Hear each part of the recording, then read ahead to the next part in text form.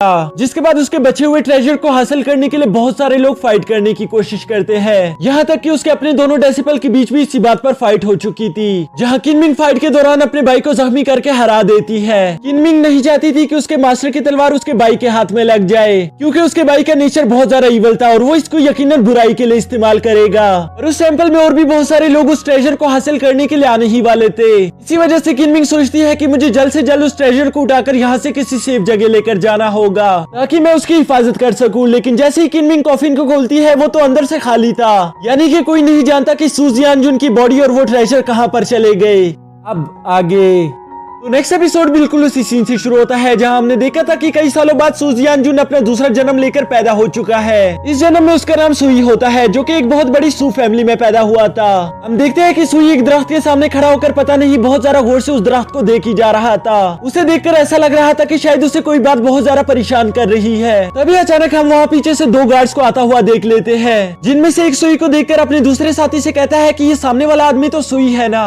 उसकी ये बात सुनकर वो दूसरा गार्ड भी बहुत ज्यादा गौर से देखता है, जिसके बाद वो बताता है कि हाँ ये तो सुई ही है। जिसके बाद हमें उन दोनों गार्ड से सुनने को मिलता है कि कभी सुई एक सोर्ड हेड हुआ करता था, लेकिन फिर उसके साथ एक हादसा हो गया जिसकी वजह से उसने अपनी सारी पावर्स खो दी और इसी वजह से वो आजकल अपनी सोर्ड हेड की ड्यूटी करने किंजुई सोर्ड मेंशन भी नहीं जाता। ये बातें करते हुए तभी उन गार्ड्स में से एक कहता है वैसे ये कुछ साल पहले इतना ज्यादा पावरफुल हुआ करता था कि इसकी शादी वो फैमिली के लिन जाओ से हो गई थी, लेकिन अफसोस अब तो ये सिर्फ एक कचरा बन चुका है, जिसकी वजह से इतनी खूबसूरत लड़की यानी लिन जाओ की जिंदगी भी बर्बाद हो गई। इन दोनों की ये सारी बातें यहाँ पर सुई सुन रहा था, जिसकी वजह से उसे काफी ज्यादा गुस्सा आ गया था। लेकिन तभी वो खुद से कहता है कि वैसे इन दोनों ने कुछ गलत कहा भी नहीं, ये दोनों आखिर सच ही कह रहे हैं। मैं अब सच में बेकार हो चुका हूँ, मुझ में अब पहली वाली पावर्स नहीं रही। और ये कहते ही हमें एक साल पहले वाली वो रात दिखाई जाती है जिस रात सुई ने अपनी पावर्स को खो दिया था। हम देखते हैं कि सुई अपने घर बैठकर कल्टीवेशन के लिए खुद को रेडी कर रहा था, क्योंकि कल एक सोर्ड टेस्ट होने वाला था जिसको वो पास करना चाहता था, ताकि वो प्रमोट होकर किंजुई सोर्ड मेंशन की इनर सेक्ट में जा सके। दोस्तों यहाँ पर मैं आप लोगों को एक बात बता दूं कि कुछ वर्ष पहले सुई की माँ को किसी ने कत्ल कर दिया था, जिस कातिल को ढूंढने के लिए सुई ने किंजुई सोर्ड मेंशन के लिए काम करना शुरू कर दिया था।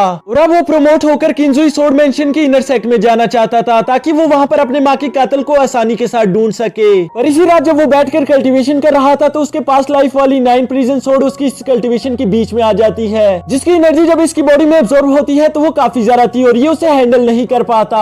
इसकी वजह से सुई के इंटरनल मैंडेरियन काफी बुरी तरह से डैमेज हो गया था और उसके मुंह से खून निकलना शुरू हो जाता है। और दोस्तों ये वही दिन था जिसके बाद से सुई ने अपनी पावर्स को खो दिया। इसके बाद सीन शिफ्ट होकर यहाँ प्रेजेंट में आ जाता है, जहाँ सुई सोच रहा था कि अब एक साल गुजर चुका है, मैंने काफी हद तक 9 प्रिजन सोर्ड्स की फर्स्ट सील को ब्रेक भी कर दिया है, जिसकी वजह से मैं उसकी थोड़ी बहुत एनर्जी को अब एब्जॉर्ब कर पा रहा हूँ। और इसी एनर्जी को एब्जॉर्ब करते करते धीरे धीरे मेरे पास लाइफ की मेमोरीज भी मेरे पास वापस आ रही है। वो अभी इसी बारे में सोच रहा था कि तभी वहाँ के लोग शोर मचाते हुए कहते हैं कि ये तो लिंगशी है, वो कितनी ज्यादा खूबसूरत है, पर इसके बावजूद भी कभी उसके चेहरे पर मुस्कान नहीं आती। जो सुनकर वहाँ पर खड़े एक लड़का लड़की में से लड़का बोलता है कि मैं तुमसे शर्त लगा लेता हूँ कि लिंगशी अपनी जीजू को देखकर जरूर मुस्कुराएगी, जिस पर वो लड़की कहती है कि ऐसा हो ही नहीं सकता। कि तभी सुई लिंगशी को आवाज लगाकर कहता है कि तुम दिन ब दिन खूबसूरत होती जा रही हो। उसकी ये बात सुनते ही लिंगशी की नजर भी अपने जीजू पर पड़ गई थी, जिसको देखते ही वो कहती है कि जीजू आप यहाँ पर क्या कर रहे हो। और साथ ही साथ उसके चेहरे पर एक मुस्कान भी आ गई थी, जो देखकर वो लड़की हक्का बक्का रहते हुए कहती है कि ऐसा कैसे मुमकिन है, उसने पिछले एक साल से एक बार भी स्माइल नहीं किया और अपने जीजू को देखते ही एक सेकंड में स्माइल कर दिया।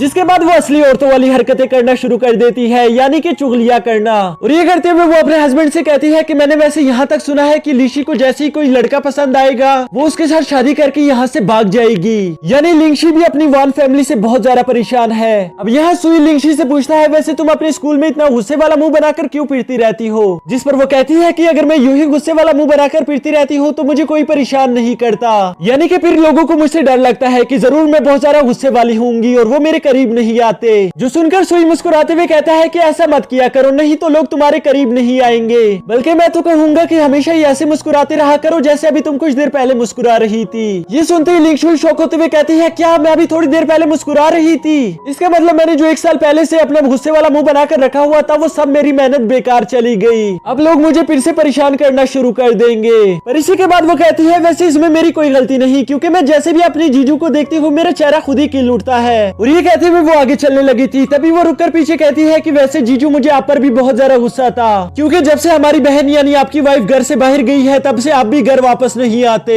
क्या आपको मालूम भी है कि पिछले 1 महीने से आपकी और मेरी मुलाकात नहीं हो पाई। जो सुनकर सुई मजाकिया तौर पर कहता है कि अच्छा अब मैं समझा कि लास्ट महीना मेरा इतना अच्छा क्यों गया। जिस पर लिंगशी कहती है कि हाँ हाँ बहुत हो गया मजाक, चलो अब घर चलते हैं। और घर वाली बात पर तभी सुई को याद आता है कि वो यहाँ स्कूल से लिंगशी को पिक करने के लिए आया हुआ था, जिसके साथ ही वो लिंगशी को बताता है कि तुम्हारी बहन भी वापस लौट आई है। जो सुनकर लिंगशी धीमी आवाज में कहती है कि अच्छा मतलब सिस्टर लौट आई है। और इसी के साथ हमारा यह